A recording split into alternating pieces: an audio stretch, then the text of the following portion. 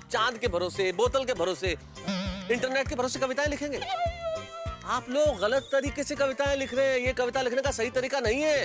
अरे भाई इसीलिए तो आपको मंगाया है कि आप अभी हमको सिखाइए कि कविता कैसे लिखते हैं। हाँ तो जरा बताइए ना अभी, इसलिए तो आप आए। ओके ठीक है। हाँ, लेकिन मेरी एक शर्त है। मैं आप लोगों को सिर्फ रास्ता दिखाऊंगा, उस रास्ते पे चलना आपको होगा, यानी कि मेहनत आपको करनी पड़ेगी। हाँ, अरे हम अय्यर भाई जैसे थोड़ी है। क्या मतलब जेठालाल? अरे यार तो तुम्ही कशाला सुरू होताय, तो शिकवतायत ना आपल्याला। बसा बसा बसा बसा। ठीक है बैठ जाओ आराम से। और आप बीच में कोई नहीं बोलेगा, वरना पनिशमेंट दूंगा। हाँ ठीक है। तो मित्रों देखिए, कविता लिखने से पहले समझना होगा कि कविता क्या है। कविता कई प्रकार से लिखी जा सकती है, कविता कई प्रकार की होती है। लेकिन कविता लिखी जाए उसके पहले हमें उसकी संरचना, उसके गठन को समझना होगा कि भाई कविता का गठन किस तरह से किया जाए। गठन मतलब कंस्ट्रक्शन। हाँ, कंस्ट्रक्शन? कविता में कंस्ट्रक्शन कहाँ से आया? कविता लिखनी है कि बिल्डिंग बनानी है? अरे भाई, मेरे कहने का मतलब ये है कि हम सबको ये समझना पड़ेगा कि कविता कैसे बनती है, कैसे रची जाती है, उसकी संरचना कैसे होती है। आप बताइए कविता कैसे लिखी जाती है? अरे मेहता साहब हमको नहीं आता, इसलिए तो आपको मंगाया है। क्या जेठालाल मंगाया? मुझे मंगाया नहीं, उठाया दिन दहाड़े इस तौलिए में, इस हालत में उठा के लेके आए आप मुझे। और बाबा क्या करें, मंगाया है इस हालत में मुझे लेके आकर मंगाया है। हाँ भाई ठीक है, चलो ना, उठाया। अभी सिखाओ भाई कविता कैसे लिखी जाती है। ठीक है, तो आप लोग मुझे उठा के लेके आए, तो मेरा प्रश्न ये है कि बताइए कविता कैसे लिखी जाती है? कागज और पेन से। कागज और पेन तो बाहर की चीज है, लेकिन भीतर क्या है, अंदर क्या है, हमारे भीतर क्या है वो बताइए। तो साहब अंदर तो बहुत कुछ होता है। लीवर होता है, किडनी होती है, फेफड़े होते हैं, तरह तरह की हड्डियां होती हैं, और भी बहुत कुछ होता है। लेकिन इन चीजों से कविता थोड़ी लिख सकते हैं। कविता तो हाथ से ही लिखेंगे ना। क्यों, सही बात है कि नहीं? बिल्कुल हाथी भाई, बिल्कुल सही कह रहे हैं आप। अंदर फेफड़ा, लिवर, किडनी सब होते हैं, लेकिन उसके अलावा एक दिल भी होता है। दिल, और दिल में होती है भावनाएं, इमोशंस, फीलिंग्स। कविताएं लिखने के लिए उन भावनाओं की जरूरत होती है। बताइए है कि नहीं? भावना और फीलिंग्स है कि नहीं? जी है, बहुत भरी पड़ी है दिल की भावनाएं। एग्जैक्टली, बहुत है ना भावनाएं। तो कविताएं लिखने के लिए हमें उन भावनाओं को जागृत करना होगा, उन भावनाओं को जगाना होगा। तब जाके भावनाएं शब्द का रूप लेंगी, शब्द वाक्य बनेंगे, वाक्य छंद बनेंगे, और छंद कविता बनेगी। आप सबके भीतर एक कवि छिपा हुआ बैठा है, और हर कवि के दिल में एक कविता छुपी हुई है। वो बताओ जी कहाँ छुपी हुई है? वो वहां से निकाल के कागज पे उतार देते हैं। वो सीखने की मेहनत क्यों करें भाई? देखिए, सीखने की मेहनत तो करनी पड़ेगी, क्योंकि अगर सीखेंगे नहीं तो कविता ढूंढ नहीं पाएंगे। कविता ढूंढी तब जाएगी जब आप कवि बन जाएंगे, और उसके लिए आपको अपनी भावनाओं को जागृत करना होगा, अपनी भावनाओं को जगाना होगा। जब भावनाएं जग जाएंगी तो उन फीलिंग्स को आपको उपमा के जरिए पेश करना होगा। अच्छा मेहता साहब, उपमा के साथ तो अय्यर भाई पेश करेंगे। मैं फाफड़ा और ढोकला के साथ पेश करूं तो चलेगा? और जी मैं आलू परांठा और लस्सी के साथ पेश करूं तो चलेगा? अरे भाई, आप लोग खाने की बात क्यों करने लगे? मुझे भूख लगने लगती है। ऐसा अन्याय मत कीजिए मेरे साथ। तो खाने की बात कर कौन रहा है? अरे आप ही तो कर रहे हैं। आप ही ने तो कहा ना अभी कि उपमा के साथ पेश करो। अरे खाने वाला उपमा नहीं जेठालाल, मैं उस खाने वाले उपमा की बात नहीं कर रहा हूं। उपमा अलंकार, लक्षणा, मेटाफर। ओ मेटाफर नहीं मेहता साहब, मेटाडोर होता है। अरे क्या चल रहा है इधर? कभी कंस्ट्रक्शन की बात कर रहे हैं, कभी मेटाडोर की बात कर रहे हैं। ये सब कविता में कहां से है? नहीं, मुझे आप लोगों को सिखाना ही नहीं। आप लोग कविता लिखना सीख ही नहीं सकते। मैं जा रहा हूँ। सोनी तौलिया पकड़। छोड़ी लोग, तौलिया को आते हैं। क्या तौलिया खींच? हर बात में क्या तौलिया खींच? अरे तो क्या बात में जा रहे हैं आप? तो आप कैसी बातें कर रहे हैं यार? मेटाफर को मेटाडोर बना रहे हैं आप। बैठ गया। बोलो जी। क्या है भाई, यहाँ क्यों बैठो? बस वैसे ही थोड़ा कविता जल्दी समझ आ जाएगी। मैं सब समझता हूँ सोडी, मेरे तौलिए से दूर रहो। वहां जाकर बैठो, सॉरी मेहता साहब। क्या इशारा कर रहे हो भाई जेठालाल? मैं यही हूँ, मैं कहीं नहीं जा रहा हूँ। मैं यही हूँ, बुलाओ सोडी को। मैं नहीं जाऊंगा। हाँ पक्का? अरे हाँ भाई पक्का, बुलाओ सोडी को उधर। आजा सोडी आजा। ओके मेहता साहब, चलो मेहता साहब। तो मैं कह रहा था कि कविता में जो तौलिया है, अरे भाई तौलिया नहीं, काफिया। शायरी में जो काफिया होता है इसका बड़ा महत्व होता है। मेहता साहब लेकिन अभी कविता की बात हो रही है ना। अरे भाई उर्दू में कहो तो शायरी, हिंदी में कहो तो कविता, कविता में कहो तो तुकबंदी, उर्दू में कहो तो काफिया। हो ठीक है तुम्ही भड़कू नका, सांगा सांगा, सॉरी सॉरी। जी जी जी। तो दोस्तों, भावना है, फीलिंग्स, जैसा मैंने कहा कि हर व्यक्ति के भीतर एक कवि छिपा हुआ है, आपको उसे जगाने की आवश्यकता है। जब भावनाएं जग जाए तो उन भावनाओं को ऐसे उदाहरण में आप प्रस्तुत करो, ऐसी उपमाएं दो कि सामने वाले को लगे कि ये तो इससे बेहतर कुछ हो ही नहीं सकता। और जब वो उपमाएं आप शब्दों में ढालेंगे तो वो कविता बन जाएगी और फिर प्रभाव छोड़ेगी।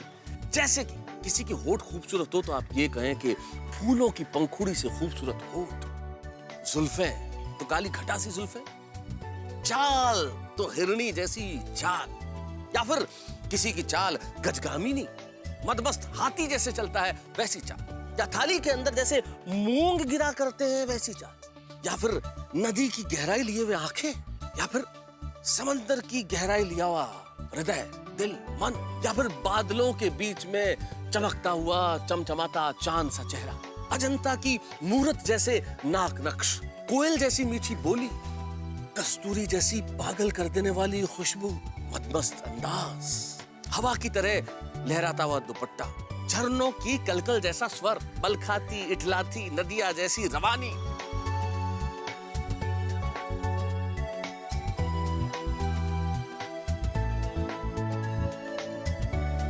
अरे हेलो, कहाँ खो गए आप लोग? समझे कि नहीं कि मैंने क्या कहा? समझ गए कि नहीं? अरे एकदम एकदम बिल्कुल समझ गए। और सब समझ में आ गया मेहता साहब, चांद सितारे फूल की पंखड़ी और किसी को छड़ेंगे नहीं। यही, इन्हीं सबको छोड़ना है सोढ़ी, यही समझना है कि आपको ये चांद सितारे फूल पंखड़ी ये नहीं लिखना है, ये उपमाएं नहीं देनी है। तो क्यों? अरे भाई ये सब चीजें हजारों साल से शायरों और कवियों ने लिख दी, इसमें कुछ भी नया नहीं है। अगर आप लोग यही उपमाएं देंगे तो आपकी पत्नियों को क्या लगेगा कि भाई कहीं से नकल करके लेके आए, इसमें आपका ओरिजिनल कुछ है ही नहीं, मौलिक विचार ही नहीं है। तो अभी तो अब आपको अपने आसपास ढूंढना है, आपकी जिंदगी में क्या है, आपके निजी जीवन में जो उदाहरण हैं, जो उपमाएं हैं, जो फीलिंग्स हैं, जो भावना है, उन्हें कविता में ढालना है।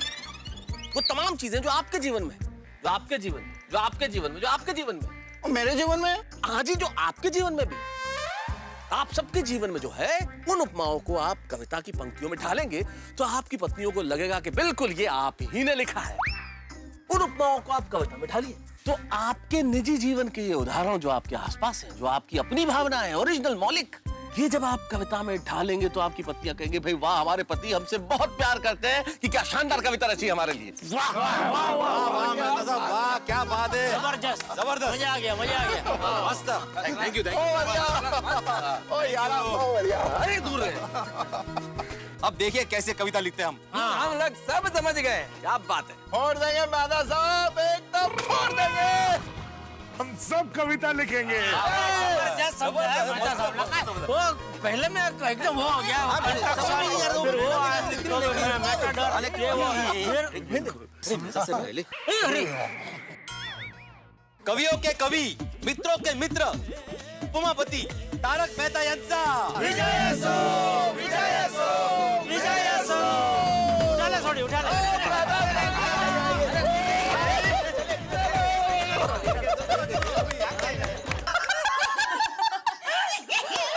अच्छा सुनो, हमारे पति हो रहे हैं परेशान। हमारे पति हो रहे हैं परेशान। जब कविता लिखने के लिए धरेंगे पत्नी का ध्यान, तब जाकर उनको मिलेगा सच्चा ज्ञान।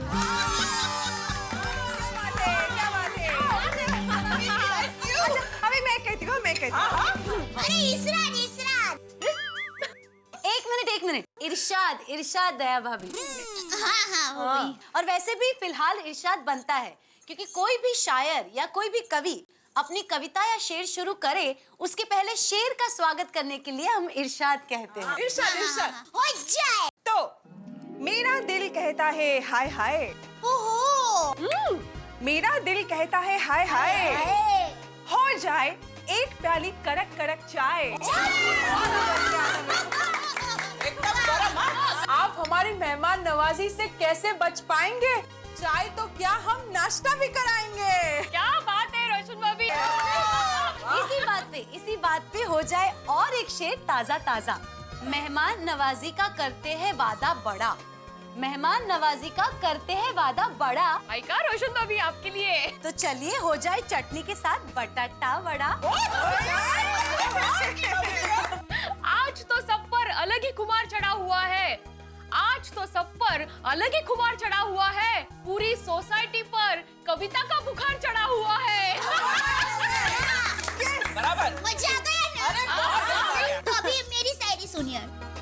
मौज मस्ती को जरा एक पल बाजू पर रखिए, मौज मस्ती को जरा एक पल बाजू पर रखिए, हमारे पतिदेव के बारे में तो जरा सोचिए। पर मैं सच कह रही हूँ, हमारे पतिदेव के बारे में जरा सोचो। टप्पू के पापा तो कल रात से कविता लिखने में ही लगे हुए हैं बेचारे। दया भाभी, मैं तो ये बात बिल्कुल मानती हूँ। हमारे घर में भी कुछ यही हाल है। हंस पूरी रात बैठ के कविता लिख रहे थे और इस कविता के चक्कर में घर का पूरा नाश्ता खा गए। ये भी कविता लिखते लिखते हॉल में ही सो गए थे। ले सुवात करो। वैसे हम सब के पति को मेहनत करके कविता तो लिखनी ही पड़ेगी, क्योंकि अगर उन्होंने नहीं लिखी ना तो हम सब ये समझ जाएंगे कि वो हमसे प्यार नहीं करते। ओ क्या है? हमारे पति सब मेहनत तो कर रहे हैं, पर पता नहीं वो कविता लिख पाएंगे कि नहीं।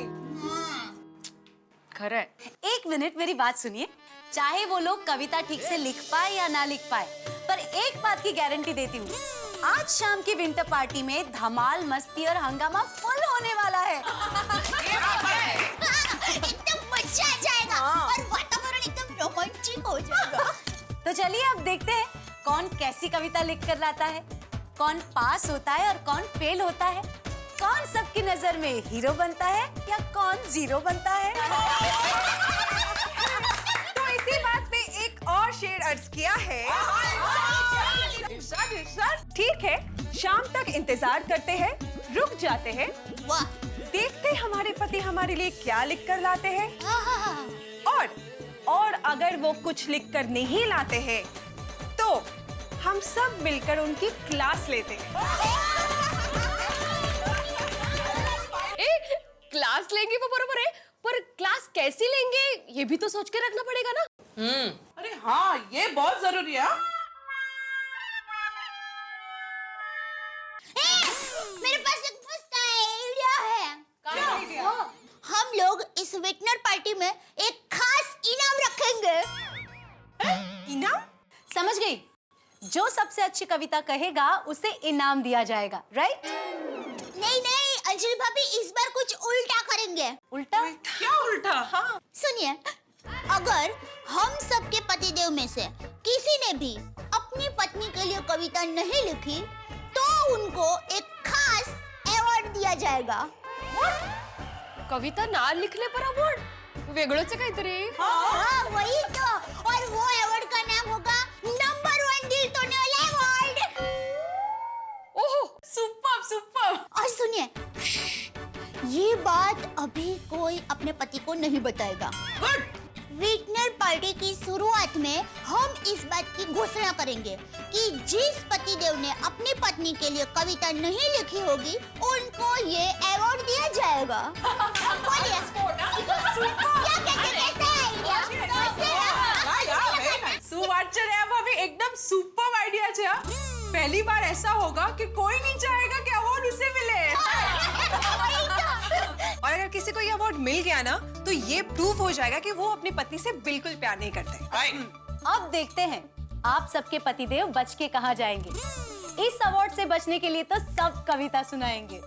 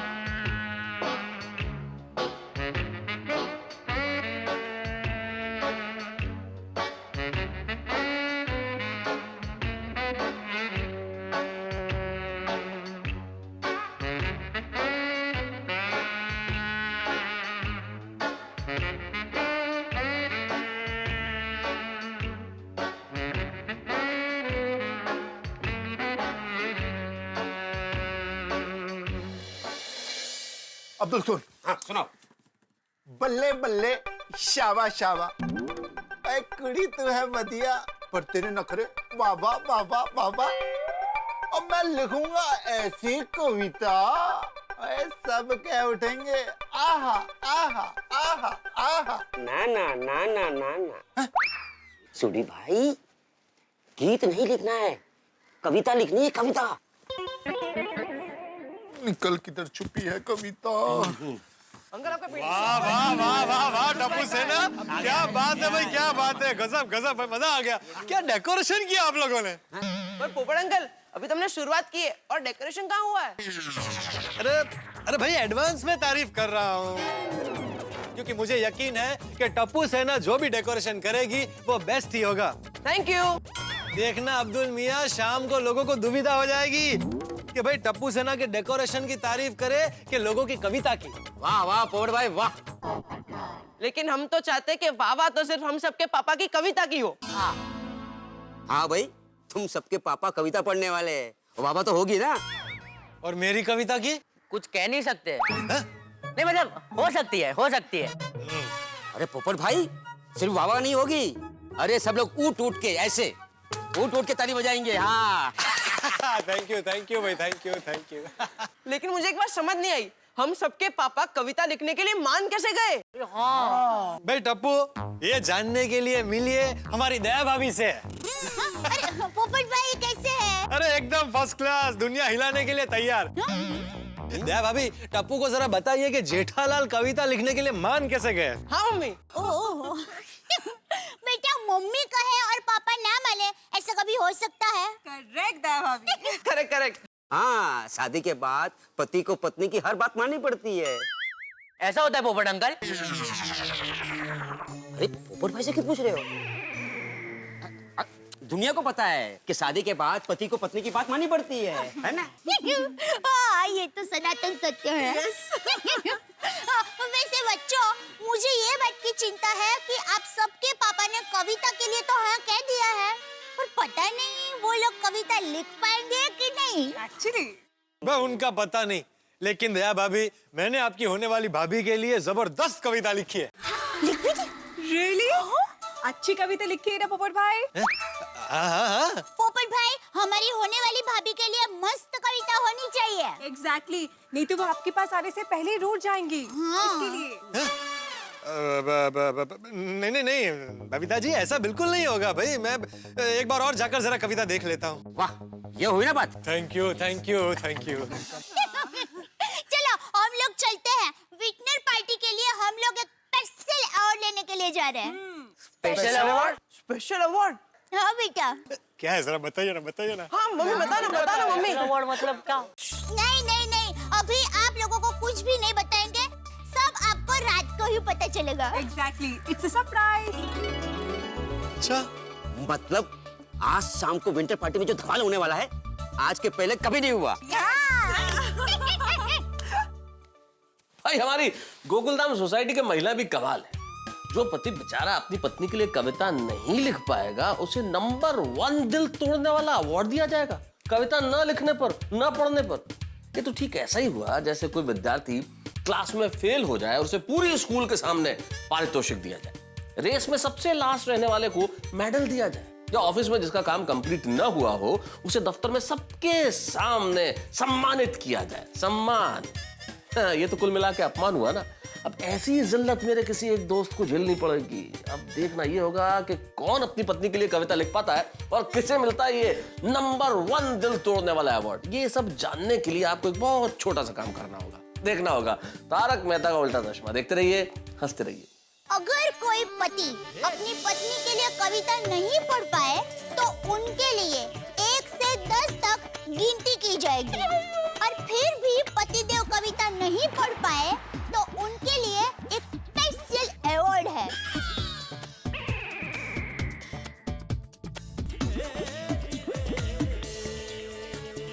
और वो अवार्ड है नंबर 1 दिल तोड़ने वाला अवार्ड। हेलो दोस्तों, आपको तारक मेहता का उल्टा चश्मा के अपडेट सबसे पहले चाहिए ना? तो चलिए YouTube सब्सक्राइब बटन पे क्लिक करें।